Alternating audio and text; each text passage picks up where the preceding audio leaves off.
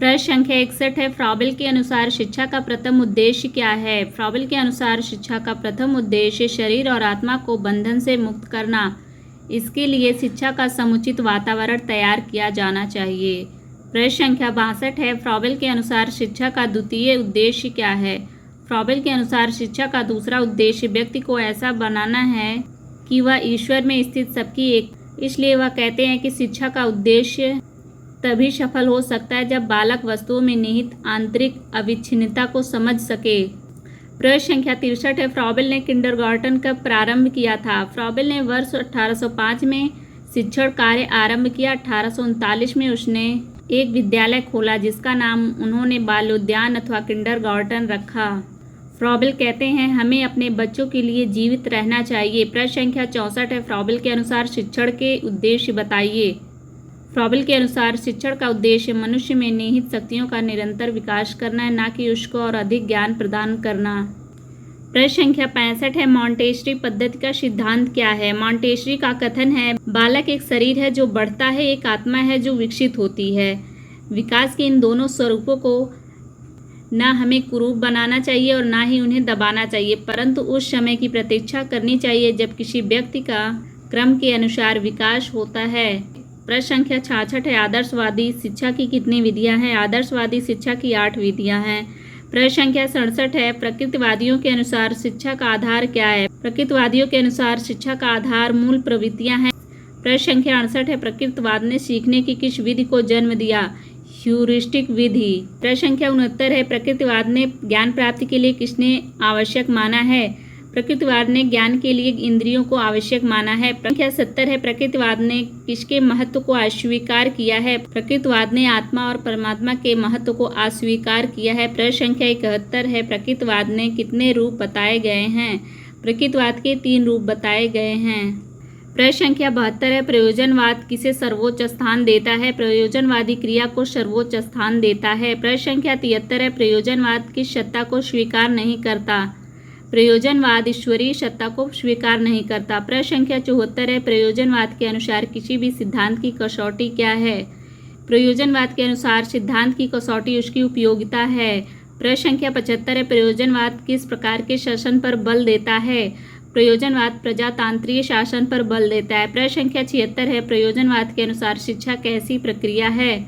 प्रयोजनवाद के अनुसार शिक्षा निरंतर चलने वाली प्रक्रिया है।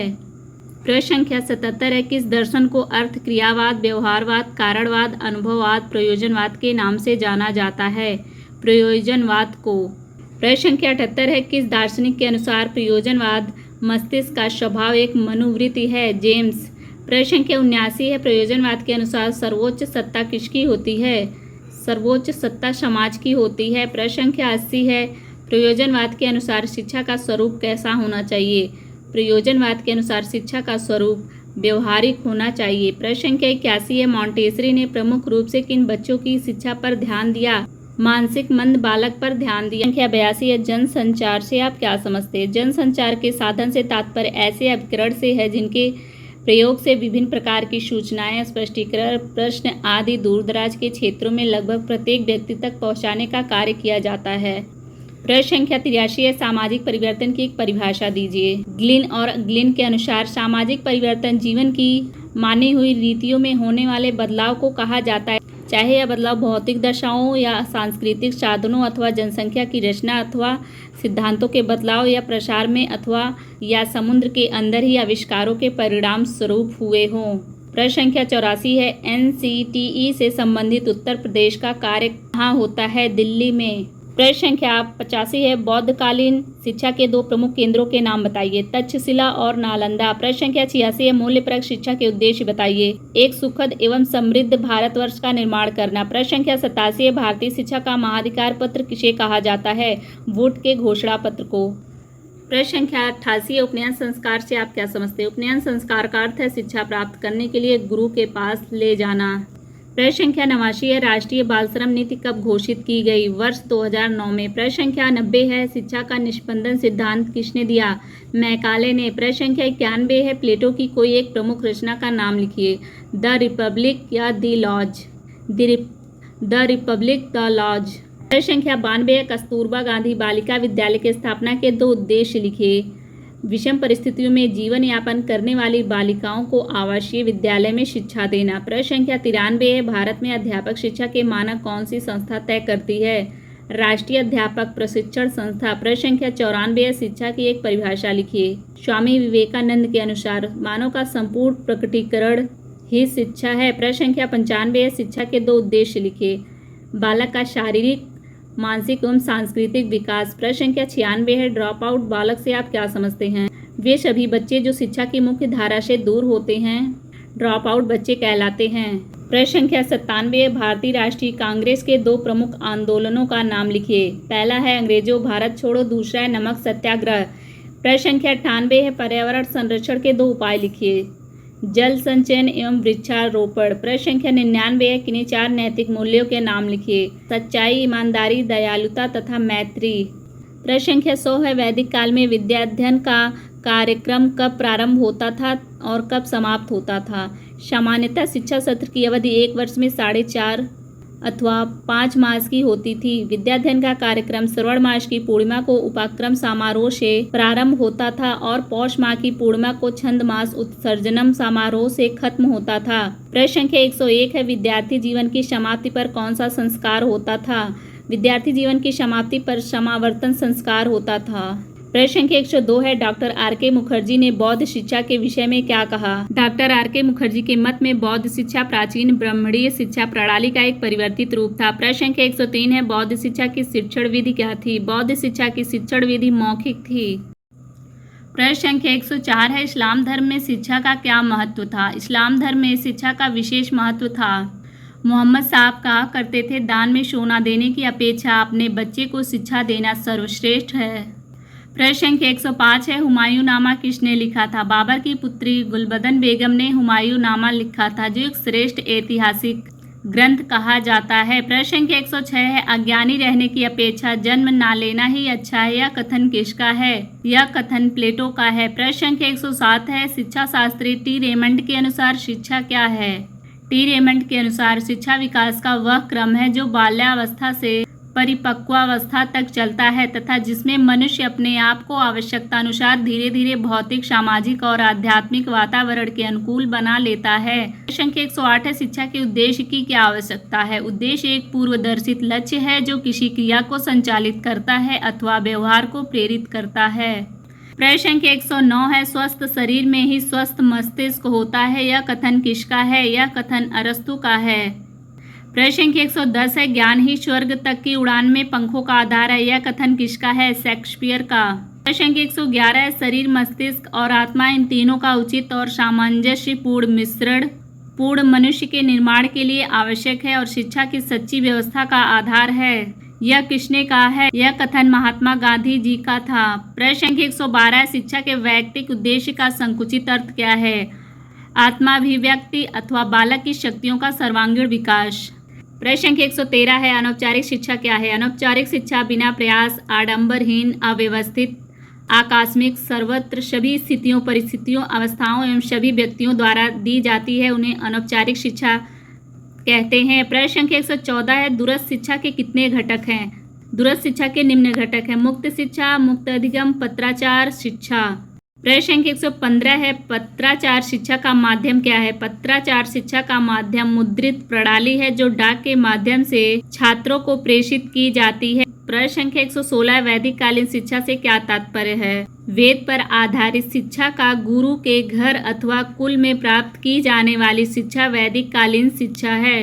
प्रश्न संख्या 117 है, वेद कितने प्रकार के होते हैं? वेद 4 प्रकार के माने जाते हैं, ऋग्वेद, यजुर्वेद, सामवेद, अथर्ववेद। प्रश्न संख्या 118 है, सविद्या या विमुक्ति का क्या अर्थ है? ऐसा ज्ञान जो छात्र को जीवन संसार के मोह से मुक्ति प्राप्त करने में सामर्थ्य बना सके। प्रश्न संख्या 119 है, प्राचीन भारतीय शिक्षा प्रणाली को गुरुकुल शिक्षा क्यों कहा जाता है? यह शिक्षा गुरु के घर या कुल में प्राप्त होती थी, इस कारण इसे गुरुकुल शिक्षा कहते हैं। प्रश्न संख्या 120 है, प्राचीन काल में एक वेद के ज्ञाता को क्या कहते थे? प्राचीन काल में एक वेद के ज्ञाता को स्नातक कहते थे। प्रश्न संख्या 121 है, किसने शिक्षण प्रक्रिया के 3 अंग शिक्षक, शिक्षार्थी व सामाजिक वातावरण बताए हैं। जॉन डीवी ने शिक्षण प्रक्रिया के 3 अंग बताए हैं। प्रश्न संख्या 122 है, मनोवैज्ञानिक विचारधारा तथा प्रकृतिवादी दार्शनिक किसे शिक्षा का केंद्र बिंदु मानते हैं?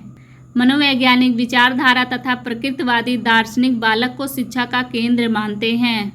प्रश्न संख्या 123 है, किस शिक्षा शास्त्री ने शिक्षा को समाज की प्रक्रिया माना है? जॉन डीवी ने शिक्षा को समाज की प्रक्रिया माना है। प्रश्न संख्या 124 है, किसने कहा है शिक्षा एक द्विमुखी प्रक्रिया है? जॉन एडम्स ने कहा है कि शिक्षा द्विमुखी प्रक्रिया है। प्रश्न संख्या 125 है, किसने शिक्षा को त्रिमुखी प्रक्रिया माना है? जॉन डीवी ने शिक्षा को त्रिमुखी प्रक्रिया माना है। प्रश्न संख्या 126 है, चुंबक के समान शिक्षा में भी 2 ध्रुवों का होना आवश्यक है, इसलिए शिक्षा भी द्विमुखी प्रक्रिया। यह कथन किसका है? यह कथन रॉश का है। प्रश्न संख्या 127 है, शिक्षा प्रक्रिया को कितने भागों में विभक्त किया गया है? शिक्षा प्रक्रिया को 3 भागों में विभक्त किया गया है। प्रश्न संख्या 128 है, शिक्षा का सर्वश्रेष्ठ उद्देश्य तथा कार्य मानव प्रकृति तथा चरित्र को प्रशिक्षित करता है। यह कथन किसका है? यह कथन प्लेटो का है। प्रश्न संख्या 129 है, समाज विहीन व्यक्ति कोरी कल्पना है। यह कथन किसका है? यह कथन रेमंड का है। प्रश्न संख्या 130 है, शिक्षा हमारा जन्म सिद्ध अधिकार है। यह कथन किसका है? यह कथन पेस्टोलॉजी का है। प्रश्न संख्या 131 है, पौधों का विकास कृषि के द्वारा एवं मनुष्य का विकास शिक्षा के द्वारा होता है। यह कथन किसका है? यह कथन लॉक का है। प्रश्न संख्या 132 है, शिक्षा में अध्यापक शिक्षार्थी के साथ साथ पाठ्यक्रम भी सम्मिलित किया जाता है, क्योंकि पाठ्यक्रम के अभाव में शिक्षण कार्य पूर्ण नहीं हो सकता। यह कथन किसका है? John Dewey. संख्या 133 है, मानव जीवन के कौन से 2 पक्ष हैं? प्रथम शारीरिक, द्वितीय सामाजिक और सांस्कृतिक। प्रश्न संख्या 134 है, विद्यालय में प्रवेश के समय कौन सा संस्कार किया जाता था? विद्यालय में प्रवेश के समय बिस्मिल्लाह संस्कार किया जाता था। इसमें बालक 4 वर्ष 4 माह और 4 दिन के होते थे।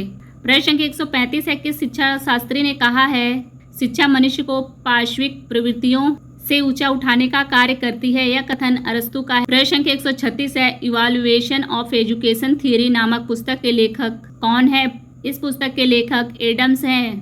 प्रश्न संख्या 137 है, जॉन एडम्स ने शिक्षा प्रक्रिया के 2 आधारभूत स्तंभ कौन से बताए हैं? जॉन एडम्स ने शिक्षा प्रक्रिया के अध्यापक व छात्र को 2 आधारभूत स्तंभ बताए हैं। प्रश्न संख्या 138 है, शिक्षा की प्रक्रिया में समाज का महत्वपूर्ण स्थान होता है। यह कथन किसका है? यह कथन जॉन डीवी का है। प्रश्न संख्या 139 है, यह कथन किसका है कि शिक्षा वह प्रक्रिया है जिसके द्वारा बालक की जन्मजात शक्तियां बाहर प्रकट होती है? यह कथन फ्रॉबेल का है। प्रश्न संख्या 140 है, यह कथन किसका है? शिक्षा आंतरिक जीवन एवं बाह्य संसार के मध्य समन्वय स्थापित करने की प्रक्रिया है। यह कथन हर्बर्ट स्पेंसर का है।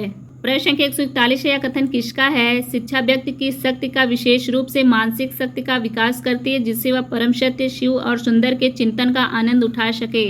यह कथन अरस्तु का है। प्रश्न संख्या 142 है, छात्रों में नेतृत्व के गुणों का विकास कैसे किया जा सकता है? पाठ्यक्रम सहगामी क्रियाओं के माध्यम से। प्रश्न संख्या 143 है, जीवन की भांति शिक्षा का उद्देश्य भी व्यक्तित्व का उन्नयन है। यह कथन किसका है? रॉश का। प्रश्न संख्या 144 है, एजुकेशन वैल्यूज नामक पुस्तक के लेखक कौन है? एजुकेशन वैल्यूज नामक पुस्तक के लेखक प्रोफेसर बागले हैं। प्रश्न संख्या 145 है, सामाजिक कुशलता का विकास शिक्षा का उद्देश्य किसने माना है? सामाजिक कुशलता का विकास शिक्षा का उद्देश्य जॉन डीवी ने माना है। प्रश्न संख्या 146 है, समाज सेवा ही आत्मा का विकास होता है। यह कथन किसका है? यह कथन रस्क का है। प्रश्न संख्या 147 है, व्यक्तित्व का विकास सिर्फ सामाजिक वातावरण में ही होता है। यह कथन किसका है? यह कथन नन का है। प्रश्न संख्या 148 है, व्यक्तित्व की व्याख्या सिर्फ सामाजिक संदर्भ में ही की जा सकती है। यह कथन किसका है? यह कथन J.M. बाल्डविन का है। प्रश्न संख्या 149 है, शिक्षा एक अर्थपूर्ण एवं नैतिक प्रक्रिया है, अतः यह कल्पना ही नहीं की जा सकती कि यह उद्देश्य विहीन है। यह कथन किसका है? यह कथन रिवलिन का है। प्रश्न संख्या 150 है, समाज व्यक्ति से श्रेष्ठ है। यह कथन किसका है? यह कथन हेगले का है। प्रश्न संख्या 151 है, प्राचीन काल में शिक्षा का स्वरूप कैसा था? प्राचीन काल में शिक्षा का स्वरूप वैयक्तिक था। प्रश्न संख्या 152 है, मैं व्यक्तिगत स्वतंत्रता को महत्व देता हूं, परंतु हमें यह नहीं भूलना चाहिए कि मनुष्य आवश्यक रूप से एक सामाजिक प्राणी है। यह कथन किसका है? यह कथन महात्मा गांधी का है। प्रश्न संख्या 153 है, शिक्षा के वैयक्तिक उद्देश्यों के समर्थक कौन है? शिक्षा के वैयक्तिक उद्देश्यों के समर्थक टी.पी. नन हैं। प्रश्न संख्या 154 है, जो विचार जीवन निर्माण, मनुष्य निर्माण तथा चरित्र निर्माण में सहायक हो, उन्हें ही शिक्षा की संज्ञा दी जा सकती है। यह कथन किसका है? यह कथन स्वामी विवेकानंद जी का है। प्रश्न संख्या 155 है, किसने लिखा है संगमरमर के पत्थर के लिए जो महत्व मूर्तिकार का है वही महत्व आत्मा के लिए शिक्षा का है। एडिशन ने। प्रश्न संख्या 156 है, बालक के विकास की कितनी अवस्थाएं होती हैं? बालक के विकास की 3 अवस्थाएं होती हैं। प्रश्न संख्या 157 है, शिक्षा की संपूर्ण प्रक्रिया का उद्देश्य विकास या उन्नति है? यह किस दार्शनिक ने कहा है? यह जॉन डीवी ने कहा है। प्रश्न संख्या 158 है, जॉन डीवी ने कौन सी पुस्तक लिखी है? जॉन डीवी ने डेमोक्रेसी एंड एजुकेशन पुस्तक लिखी है। प्रश्न संख्या 159 है, शिक्षा का कार्य उत्तम नैतिक चरित्र का विकास करना है? यह किस दार्शनिक ने कहा है? यह हर्बर्ट ने कहा है। प्रश्न संख्या 160 है, शिक्षा में प्रयोजनवाद के जन्मदाता कौन है? William James. प्रश्न संख्या 161 है, सर्वोत्तम शिक्षा वही है जो संपूर्ण सृष्टि से हमारे जीवन का सामंजस्य स्थापित करती है? यह कथन किसका है? रविंद्रनाथ टैगोर का। प्रश्न संख्या 162 है, बालकों को बाल देवो भव की संज्ञा किसने दी थी? गीजू भाई ने। प्रश्न संख्या 163 है, मॉन्टेसरी की शिक्षण विधि कितने भागों में विभाजित है? फर्स्ट है कर्मेंद्रियों की शिक्षा, सेकंड है ज्ञानेंद्रियों की शिक्षा, थर्ड है पढ़ने लिखने व गणित की शिक्षा। प्रश्न संख्या 164 है, निःशुल्क एवं अनिवार्य बाल शिक्षा का अधिकार अधिनियम कब पारित हुआ? 4 अगस्त 2009 को। प्रश्न संख्या 165 है, राष्ट्रीय शिक्षा नीति का प्रमुख उद्देश्य क्या था? जनसंख्या नीति से तात्पर्य आर्थिक, सामाजिक, जनांकीकी, राजनीतिक आधार पर प्राप्त करने वाले लक्ष्यों की प्राप्ति हेतु जो कार्यक्रम बनाए गए हैं उनका मापन करना। प्रश्न संख्या 166 है, जल प्रदूषण दूर करने के 2 उपाय लिखिए। जल प्रदूषण दूर करने के निम्न उपाय हैं। पहला है, शहर तथा गांव की नालियों में बहने वाले हानिकारक गंदे पदार्थों को नदियों में नहीं छोड़ना चाहिए। दूसरा है, नदियों के निकट गंदे बर्तन तथा मरीजों के कपड़े नहीं धोने चाहिए। तीसरा है, नदियों में मृत पशुओं के बहाने पर रोक लगा देनी चाहिए। चौथा है, नदी तथा तालाबों में पशुओं को नहलाने व वाहनों को धोने पर प्रतिबंध लगाना चाहिए। प्रश्न संख्या 167 है, पर्यावरण संरक्षण अधिनियम कब लागू किया गया? वर्ष 1986 में। प्रश्न संख्या 168 है, वैश्विक तापमान से आप क्या समझते हैं? संक्षिप्त में समझाइए। यह भूमंडलीय ताप वृद्धि किसे कहते हैं? सामान्यतः भूमंडलीय ताप वृद्धि का आशय पृथ्वी के ताप में क्रमशः आने वाली वृद्धि से है। प्रश्न संख्या 169 है, बालिका शिक्षा की 2 प्रमुख समस्याएं लिखिए। पहला, शैक्षिक अवसरों की समानता की समस्याएं। दूसरा है, कन्याओं की शिक्षा के प्रति उचित दृष्टिकोण का अभाव। प्रश्न संख्या 170 है, किन्हीं 4 मानवीय मूल्यों का उल्लेख कीजिए। सच्चाई, सत्यनिष्ठा, उत्तरदायित्व की भावना, दया भाव। प्रश्न संख्या 171 है, फ्रॉबेल द्वारा किस शिक्षण विधि का प्रतिपादन किया गया? किंडरगार्टन। प्रश्न संख्या 172 है, टैगोर को किस धारणा में विश्वास था? टैगोर को सत्यम शिवम अद्वैत की धारणा में विश्वास था। उन्होंने ईश्वर को सर्वोच्च मानव माना। वे अद्वैतवादी थे। प्रश्न संख्या 173 है, फ्रॉबेल की किन्हीं 2 प्रमुख रचनाओं के नाम लिखिए। फ्रॉबेल की प्रमुख रचना एजुकेशन ऑफ मैन तथा दूसरी प्रमुख रचना मदर एंड प्ले सॉन्ग्स है। प्रश्न संख्या 174 है, जनसंख्या शिक्षा की कोई एक परिभाषा लिखिए। जनसंख्या शिक्षा का अर्थ एवं परिभाषाएं। जनसंख्या शिक्षा 2 शब्दों से मिलकर बना है, जनसंख्या एवं शिक्षा। अर्थात जिस शिक्षा में जनसंख्या का ज्ञान निहित होता है उसे जनसंख्या शिक्षा कहते हैं। जनसंख्या शिक्षा को समझने हेतु इसकी परिभाषाओं को समझना आवश्यक है जो निम्नलिखित हैं। फर्स्ट है, राज्य शिक्षा संस्थान उत्तर प्रदेश के अनुसार यह एक ऐसा प्रयास है जिसके द्वारा विभिन्न वर्गों विशेषकर छात्र छात्राओं को विश्व के परिप्रेक्ष्य में देश प्रदेश तथा क्षेत्र की जनसंख्या स्थिति, जनांकी के प्रमुख तत्वों, जनसंख्या एवं पर्यावरण के पारस्परिक संबंधों, जनसंख्या वृद्धि के आर्थिक व सामाजिक विकासों इत्यादि की जानकारी दी जा सकती है। दूसरा है, यूनेस्को के अनुसार जनसंख्या शिक्षा को संख्यात्मक पहलू के रूप में या अधिक महत्वपूर्ण संस्थाओं के निबंध के रूप में नहीं जानना चाहिए। इससे जनसंख्या के गुणात्मक पक्ष एवं मानव स्रोत के विकास के संबंध में जानना चाहिए। इस प्रकार हम कह सकते हैं कि जनसंख्या शिक्षा का अर्थ वर्तमान तथा भावी परिवार के कल्याण, आर्थिक संपन्नता तथा राष्ट्रीय जीवन स्तर को ऊंचा उठाने में सहायता करना है। प्रश्न संख्या 175 है, दूरस्थ शिक्षा की कोई 2 विशेषताएं लिखिए। पहला है, यह पद्धति आमने सामने बैठकर अध्ययन करने से सर्वथा भिन्न है। दूसरा है, इस पद्धति में स्व अध्ययन पर अधिक बल दिया जाता है। तीसरा है, दूरस्थ शिक्षा के अंतर्गत छात्र एवं अध्यापक के मध्य संबंध स्थापित करने के लिए radio, Doordarshan, VCR, CD player, computer, internet आदि का प्रयोग किया जा सकता है। प्रश्न संख्या 176 है, अनौपचारिक शिक्षा के उद्देश्य लिखिए। अनौपचारिक शिक्षा जीवन से संबंधित वे अनुभव हैं जिन्हें हम बिना किसी व्यवस्थित प्रयास, संस्था एवं साधन के स्वाभाविक स्थिति से प्राप्त करते हैं। इस प्रकार की शिक्षा प्रत्यक्ष रूप से जीवन से संबंधित होती है। यह शिक्षा स्वाभाविक रूप से होती है। इसकी ना तो कोई निश्चित योजना होती है और ना ही इसका कोई निश्चित नियम होता है। यह बालक के आचरण का रूपांतरण करते हैं, परंतु रूपांतरण की प्रक्रिया अज्ञात, अप्रत्यक्ष व अनौपचारिक होती है। प्रश्न संख्या 177 है, मल्टीमीडिया क्या है? आधुनिक समय में मल्टीमीडिया वास्तव में सूचनाओं के आदान प्रदान को बेहतर बनाने हेतु आधुनिकतम तकनीक के प्रयोग का सूचक है एवं इसमें digital video, audio, graphic, 3D animation, internet content, interactive कार्यक्रम आदि विधाओं का उपयोग भी समाहित रहता है। स्पष्ट है कि मल्टीमीडिया वस्तुतः विभिन्न प्रकार के माध्यमों श्रव्य, दृश्य, पाठ्य तथा चित्रिक आदि का एक उपयोगी संयोजन है। शिक्षण अधिगम प्रक्रिया को अधिक प्रभावी बनाने में मल्टीमीडिया अत्यंत सफल सिद्ध हुआ है। प्रश्न संख्या 178 है, बौद्धकालीन शिक्षा की किन्हीं दो विशेषताओं का उल्लेख कीजिए। पहला है संघ। संघ बौद्ध शिक्षा के प्रमुख केंद्र थे। संघ में प्रविष्ट होने पर मनुष्य श्रमण बन जाता था। श्रमण के अलावा संघों में और किसी को शिक्षा प्रदान नहीं की जा सकती थी। संघ में प्रवेश लेने के विशेष नियम थे। संघ में प्रविष्ट होने को प्रव्रज्जा कहते थे। इसका अर्थ है बाहर जाना, अर्थात भावी भिक्षु परिवार से अलग होकर बाहर बौद्ध संघ में मिल रहे हैं। उसकी आयु 8 से 12 वर्ष के मध्य होती थी। 20 वर्ष की आयु में उपसंपदा संस्कार होता था। इसके फलस्वरूप भिक्षु संघ का पूर्ण रूपेण सदस्य बन जाता था। दूसरा है गुरु और शिष्य का संबंध।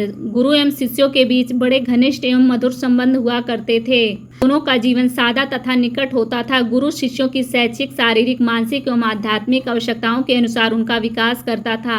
इस युग में गुरु शिष्य का मठ से निष्कासन कर सकता था। जब गुरु को यह पता है कि कोई शिष्य पर्याप्त मात्रा में उसे सम्मान नहीं दे रहा है, अपने अध्ययन के प्रति जागरूक नहीं है, तो वह उसका निष्कासन कर दिया जाता था। यदि कोई गुरु किन्हीं कारणों से संघ से बाहर हो जाता था तो उसके शिष्यों को भी संघ से बाहर ले जाना पड़ता था। प्रश्न संख्या 179, आदर्शवाद के प्रमुख प्रवर्तकों के नाम लिखिए।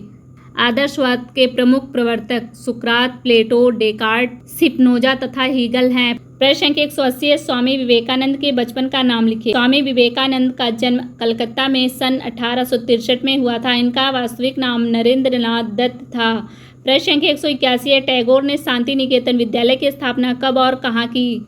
टैगोर ने सन 1990 में बोलपुर में शांति निकेतन की स्थापना की थी। प्रश्न संख्या 182 है, जनसंख्या शिक्षा के मुख्य लक्ष्य बताइए।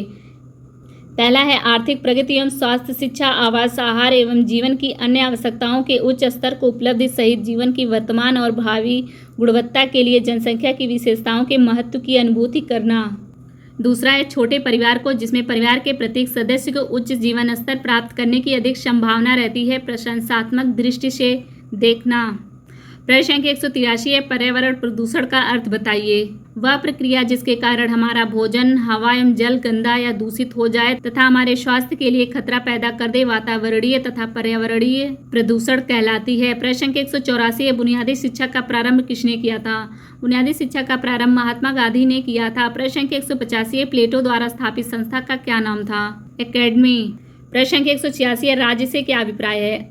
I.L. कैंडिल के अनुसार राज्य की परिभाषा सुसंगठित राजनीतिक समुदाय के रूप में दी जा सकती है, जिसके साथ सरकार होती है तथा जिसे लोगों द्वारा मान्यता प्राप्त होती है। प्रश्न संख्या 187 है, पाठशाला को बाग, शिशु को पौधा और शिक्षक को माली कहने वाले विचारक का नाम लिखिए। फ्रॉबेल। प्रश्न संख्या 188 है, प्रयोजनवाद किसमें आस्था नहीं रखता?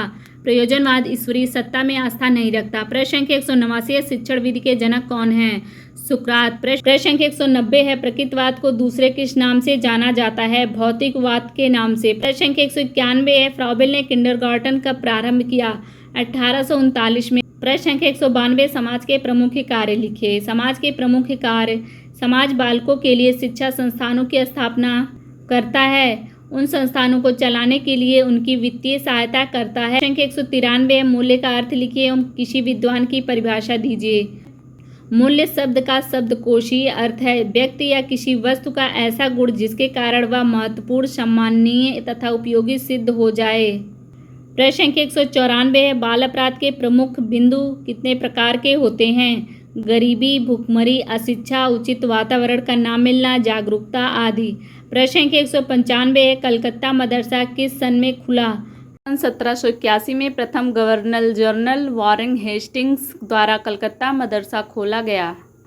प्रश्न संख्या 196 है, बनारस संस्कृत कॉलेज कब और किसके द्वारा प्रारंभ किया गया? सन 1791 में जोनायाल डंकन के प्रयासों से बनारस संस्कृत कॉलेज प्रारंभ हुआ। प्रश्न संख्या 197 है, मैकाले ने अपना विवरण कब प्रस्तुत किया?